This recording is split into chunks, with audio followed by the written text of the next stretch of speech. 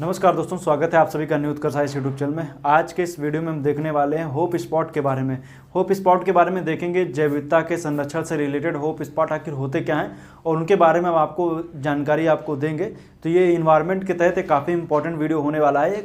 इसमें हम आप देखेंगे कि आखिर होप स्पॉट क्या होता है और सिल्विया आर्ल जी के बारे में समझेंगे और उनकी जो अवधारणाएँ थी और उसको लेकर के संरक्षण के उपाय किए जा रहे हैं उनके बारे में देखेंगे। होप स्पॉट अर्थात कि हम ये समझेंगे कि जैव विविधता के होप स्पॉट, जैसे हम जैव विविधता के हॉट स्पॉट पढ़ते हैं उसी तरीके से जैव विविधता के होप स्पॉट के बारे में पढ़ेंगे।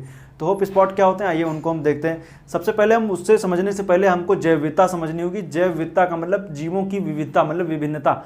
किसी क्षेत्र में जब विभिन्न प्रकार के जीव रहते हैं तो उनको हम जैव विविधता कहते हैं। देखिए उसमें क्या है कि बहुत से पेड़ पौधों की प्रजातियां, जीव जंतुओं की प्रजातियां जब काफ़ी ज़्यादा होती है तो उसको हम क्या बोलते हैं, जैव विविधता। बायोडाइवर्सिटी है, विविधता, विभिन्नता है।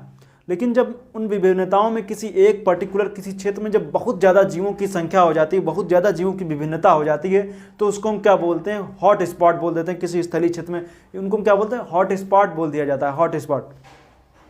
लेकिन उसी को लेकर के जब हम समुद्री क्षेत्र में अर्थात किसी समुद्र के भीतर की जब हम बात करते हैं, जीवों की विभिन्नताओं की बात करते हैं, समुद्र के अंदर की दुनिया की जब हम बात करते हैं जिसमें मछलियां हो गई और भी अंदर जैसे जो ऐसे मतलब कि अगर जो बात के शैवाल वगैरह के बारे में देखें और जो अंदर समुद्री घास वगैरह, मतलब एक समुद्र के अंदर का एक ऐसा पारितंत्र की जब हम बात करते हैं और उसके संरक्षण को लेकर के जब बात की जाती है तो उसको उसके संरक्षण को लेकर के तो उसको हम बात कहते हैं होप स्पॉट। तो होप स्पॉट की अगर जब हम बात करेंगे तो जैसे बताया ना मैंने, होप स्पॉट सागरीय जैव विविधता के महत्वपूर्ण स्थल जिनका संरक्षण आवश्यक है। मतलब समुद्र के अंदर किसी क्षेत्र में जैव विविधता काफ़ी ज़्यादा है, जैव विविधता जब काफ़ी ज़्यादा जैव विविधता है और लेकिन वर्तमान परिस्थितियों को ध्यान में रखते हुए उनके संरक्षण किया जाना आवश्यक है, वरना वो आगे आने वाले समय में उनके अस्तित्व पर खतरा मंडरा सकता है। अब उस पर खतरा कैसे मंडरा सकता है उसकी भी हम बात करेंगे। तो जो खतरा मंडरा सकता है इसलिए उसके संरक्षण की बात की गई। अब संरक्षण जब किया जाएगा, जब उनको हॉप स्पॉट घोषित किया जाएगा तो उनके सरकारें वगैरह भी संरक्षण करेंगी और उन पर क्या रहेगा कि हाँ ये प्रोटेक्टेड एरिया है, उस पर संरक्षण किया जाएगा।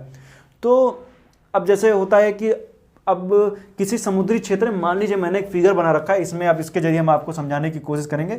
ये कोई समुद्री क्षेत्र है, ये स्थलीय क्षेत्र है, स्थलीय क्षेत्र है और मान लीजिए आसपास क्या है, कोई एक स्थलीय क्षेत्र है, कोई गांव या कोई कस्बा या कोई शहर आसपास है, ये समुद्री क्षेत्र है। तो जान रहे हैं कि जो जितना भी वेस्ट मटेरियल हो या कुछ भी हो, ये सब क्या होगा कि इसी समुद्र के एरिया में जाएगा। सीधी बात है, लगभग जाता भी है, आप देखेंगे तो लगभग जाता भी है। तो अब जैसे कोई अगर जो हम बात करें कोई तटीय एरिया है जहाँ पे कोई इंडस्ट्री वगैरह नहीं है तो नॉर्मल लोग रहते हैं, तो क्या करेंगे, मछली पकड़ेंगे। जब मछली पकड़ेंगे तो मछली पकड़ने से क्या होगा, मछलियों में भी देखेंगे तो कई देशों ने क्या किया है कि एक जाल जो होता है ना, उस जाल जो जिससे जाल मछली पकड़ी उसके भी सेंटीमीटर का निर्धारण कर रखा है कि कोई जाल जो है वो 1 सेंटीमीटर, मच्छरदानी मस्कीटो नेट का आप उपयोग नहीं कर सकते। छोटी बड़ी मछली सबकी सब छान लिए उसमें से, ऐसा नहीं, उसकी एक एरिया रखा गया कि छोटी मछलियां उसमें ना फंसें, बड़ी ही फंसें, इसको लेकर के भी कार्य किए जा रहे हैं। तो अगर जो कोई मान लीजिए कोई तटीय क्षेत्र है और इसमें क्या है कि कोई इंडस्ट्री वगैरह नहीं, पिछड़ा एरिया है, तो उसमें क्या करेंगे कि यहाँ पे मछलियाँ वगैरह भी खूब पकड़ी जाएंगी। लेकिन यहाँ पे मछलियाँ वगैरह, जीवों की विविधता बहुत ज़्यादा है, अतिक्रमण भी होगा तो उसके लिए प्रोटेक्टेड एरिया घोषित कर दिया गया, तो ताकि मछलियों के लिए मानक तय किए गए कि आप इस क्षेत्र में, इस एरिया में नहीं पकड़ेंगे।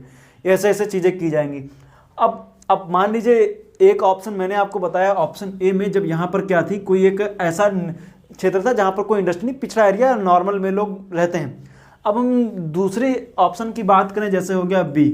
जब ऑप्शन बी हो गया तो ऑप्शन बी में हम बात करेंगे जब ये कोई इंडस्ट्रियल एरिया हो गया, तटीय क्षेत्र हो गया। एग्जाम्पल के तौर पर आप कोई भी तटीय क्षेत्र, तटीय शहर ले लीजिए, आप पश्चिमी घाट में स्थित शहरों को ले लीजिए, मुंबई को ले लीजिए या इधर चेन्नई को ले लीजिए, इन सब क्षेत्रों को लीजिए। तो यहाँ पर क्या इंडस्ट्रीज वगैरह है, इंडस्ट्री होगी तो इंडस्ट्रियों से क्या होता है कि केमिकल निकलता है, आर्सेनिक वगैरह निकलेगा। इनसे क्या होता है कि अब सीधी बात है, जब यहाँ से कोई नाला निकलेगा वो क्या आएगा, समुद्र में आएगा, समुद्र में आएगा तो इस वाले क्षेत्र को, सीधी बात है, इस जैव विविधता के क्षेत्र को क्या करेगा, काफ़ी ज़्यादा नुकसान पहुँचाएगा। तो उसके लिए बात की गई कि आखिर आप जब उसके भी मानक वगैरह तय किए जाते हैं कि मतलब कि आप जब कि इंडस्ट्रियल एरिया के पास में जब आप देखेंगे तो यहाँ पर क्या होगा कि आप जो अपना जो कूड़ा होगा, मतलब कि जो भी आपका जो मतलब कि जो आपको जैसे सीवर लाइन वगैरह हो गई या जो भी ऐसे एरिया हो गए, मतलब आप केमिकल वगैरह जो निकलेंगे सीधे इस क्षेत्र में नहीं डाल सकते। तो इसको लेकर के भी बातें कही गई कि मतलब इसको प्रोटेक्टेड। तो मैंने आपको 2 ऑप्शन बताए, ऑप्शन ए और ऑप्शन बी के तहत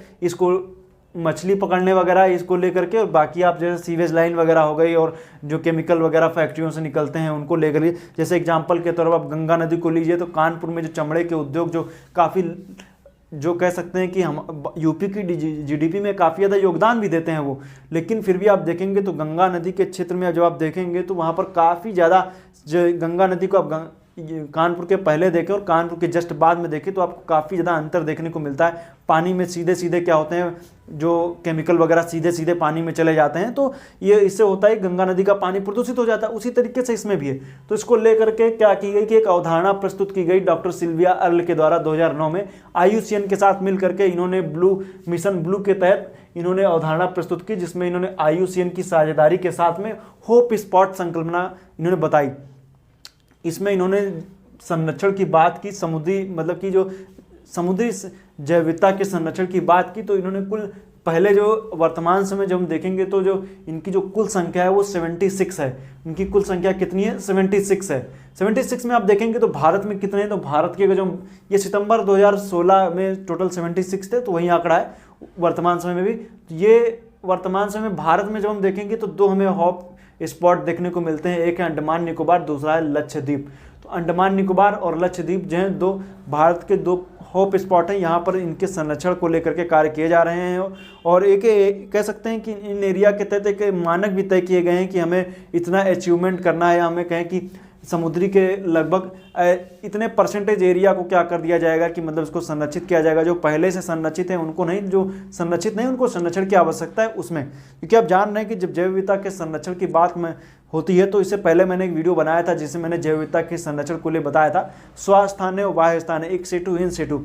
तो इसमें क्या होता है कि जब हम किसी मतलब कि जीवों को एक जगह से दूसरी जगह स्थानांतरित करके करते हैं तो उनको हम बोलते हैं वाह्य स्थानीय संरक्षण। जिसमें बोटेनिकल गार्डन ले लीजिए, एग्जाम्पल के तौर पर आप कोई जू ले लीजिए, तो इन सबको क्या होता है, ये होते हैं कि वाह्य स्थानीय मतलब यहाँ पे जीवों को ले जाके संरक्षित किया जाता है। स्वास्थ्य स्थानीय में जैसे देखेंगे बायोस्फीयर रिजर्व ले लीजिए और एग्जाम्पल के तौर पर आप नेशनल पार्क वगैरह ले लीजिए, तो ये सब क्या होते हैं उसी स्थान पर उनको प्रोटेक्टेड एरिया घोषित कर दिया जाता है। तो उन सब एरियाओं को छोड़ करके, जैसे ऐसा नहीं कि समुद्री एरिया में भी तो मरीन नेशनल पार्क भी तो होते हैं, तो उसी उनको छोड़ करके अन्य जगहों पर क्या किया जाता है, संरक्षण की बातें की जाती है। जहाँ पे संरक्षण नहीं है, जैव विविधता को लेकर के खतरा है, उनमें ऐसी संरक्षण की आवश्यकता। तो आपको एग्जाम में जो पूछा जाता है वो तो यही आता है, होप स्पॉट किसकी संकल्पना है, डॉक्टर सिल्विया अर्ल की, किसके तहत, मिशन ब्लू के तहत। इसमें साझेदारी IUCN के साथ। भारत में कितने हैं, अंडमान निकोबार लक्षद्वीप, टोटल कितने, 76। यही सब परीक्षा के प्रश्न है। तो ये उम्मीद करता हूँ आपको समझ में आया होगा जो मैंने आपको बताया है। अब समुद्री जैव विविधता की बात मैंने बताया जैसे, तो इसमें आप देखेंगे तो आपको मछलियाँ भी दिखेंगी, प्लैंकटन भी दिखेंगे। प्लैंकटन में जू प्लैंकटन, फाइटोप्लैंकटन, ये सब आपको दिखेंगे। समुद्री घास वगैरह जो तली में रहती है और सब पूरा, जब समुद्र में आप स्क्रीन के ऊपर आपके एक फोटो आ रही होगी उसको आप देखिए तो उससे आप समझ में आ जाएगा कि मतलब किस तरीके से वहाँ पर जीवों की जैव विविधता जो आपको देखने को मिलेगी। तो आप उसको देखें और बाकी अंदर के समुद्र के अंदर की दुनिया को तो आप देख ही रहे हैं, डिस्कवरी वगैरह कोई देखेंगे तो आपको उसमें अंदर दिखता है। तो उसमें जू प्लैंकटन, फाइटोप्लैंकटन, बड़ी मछलियाँ, छोटी मछलियाँ और भी अन्य प्रकार के आर्थ्रोपोडा संघ के कई सारे जीव, और भी आप देखेंगे तो मोलस्का संघ के हो गए, अन्य भी संघ के जो जीव वगैरह हो गए, क्रेफिश हो गया, ये सब आपको देखने, झींगा वगैरह, कछुआ वगैरह, ये सब आपको देखने को अंदर मिलता है। तो एक ऐसा एरिया बन जाता है। तो आप अगर जो यहाँ पे लाए मच्छरदानी वाला जाल लाए, पूरा डाले, जितनी मछलियों से लेकर के सब कुछ निकाल के लेके चले गए, तो जब उसमें कुछ बचा ही नहीं तो फिर आगे क्या होगा, आगे आपके लिए क्या होगा, जैसे तो आपको वहाँ पे मछलियाँ वगैरह नहीं मिलेंगी। तो इसमें भी कई सारे मानक तय करे जाते हैं। जैसे मैंने बताया ना कि मच्छरदानी का आप जाल का साइज वगैरह सेट करना है, ये सब, क्योंकि आप देखेंगे तो कई सारे ऐसे एरिया हैं जहाँ पर आपको ये सब चीज़ें देखने को मिलती हैं। तो मैं आपको एक बहुत अच्छा सा एग्जाम्पल बताता हूँ जैव विविधता के संरक्षण को लेकर आखिर कैसे काम किए जाते हैं। जैसे मैं हम बात करें, हाँ, जैसे हम जाम्बिया की बात करें, जाम्बिया जो देश है, जाम्बिया में नदी जो बहती है उसको हम बोलते हैं जम्बेजी नदी। जम्बेजी नदी में क्या होती है, जब जम्बेजी नदी, जैसे मान लीजिए जैसे एग्जाम्पल के तौर पर जम्बेजी नदी बह रही है, ये जम्बेजी नदी जो बह रही है, तो जम्बेजी नदी में जब बाढ़ आती तो क्या होता है, पानी वगैरह काफ़ी ज़्यादा चढ़ जाता है। आसपास के क्षेत्रों में क्या होगा, बाढ़ के मैदानों में पानी वगैरह घुस जाएगा, तो वहाँ पर क्या होगा, पानी बढ़ जाएगा। लेकिन जब नदी का स्तर कम होता है तो यहाँ पर जो गड्ढे वगैरह होते हैं तो इनमें क्या होता है, पानी भर जाता है। पानी भर जाता है तो इनको बोलते हैं किंग पूल, किंग पूल बोल देते हैं। जो छोटे छोटे जो यहाँ पे जो क्या होते हैं, जो तालाब जैसे बन जाते हैं, वहाँ पर जब पानी वगैरह भर गया तो वहाँ पर किंग पूल उनको बोलते हैं। वहाँ पर क्या होते हैं, मछलियाँ वगैरह भी होती हैं। तो वहाँ पर जैसे एग्जाम्पल के तौर पे जब मैं बता रहा हूँ किंग पूल की मैं बात कर रहा हूँ, तो इसमें मछलियाँ वगैरह हैं, तो ऐसा नहीं कि मच्छरदानी डाल करके इससे मछलियाँ निकाला, ऐसा नहीं होता है। यहाँ पर जैसे जो आदिवासी वगैरह रहते हैं, जो जनजाति रहते हैं, उनमें कोई नेता टाइप के लोग होते हैं, वो क्या करते हैं, पूरे उनके संरक्षण देख रेख में ये सब चीज़ें होती हैं। तो उनमें मछलियाँ जो पकड़ी जाती हैं, तो मछलियाँ पकड़ने के लिए क्या किया जाता है कि आप मछलियों को आप डायरेक्ट जाल से नहीं पकड़ सकते, आपको भाले से पकड़ना होगा, भाले से आप मछलियाँ पकड़ सकते हैं। तो इससे क्या होता है, छोटी मछलियाँ बची रहती हैं और आगे आने वाली पीढ़ियों को भी आप देखें तो मछलियाँ भी धीरे धीरे होती है। तो आप एकदम से अगर जो मुर्गी मार देंगे तो अंडा आपको डेली कैसे मिलेगा। तो वही बात है कि मतलब किंग पूल में क्या होता है कि बिल्कुल सीमित तरीके से किया जाता है कि आप मछलियाँ वहाँ पर पकड़ी जाती हैं। ये सब चीज़ें बातें जो मैं बता रहा हूँ, इनको आप समझिए अच्छे से। तो फिलहाल आज के लिए इस वीडियो में इतना है। उम्मीद करता हूँ वीडियो आपको अच्छा लगा। वीडियो अच्छा लगा तो अपने मित्रों के साथ शेयर जरूर कीजिए। मिलेंगे नेक्स्ट वीडियो में, तब तक के लिए आपका बहुत बहुत धन्यवाद।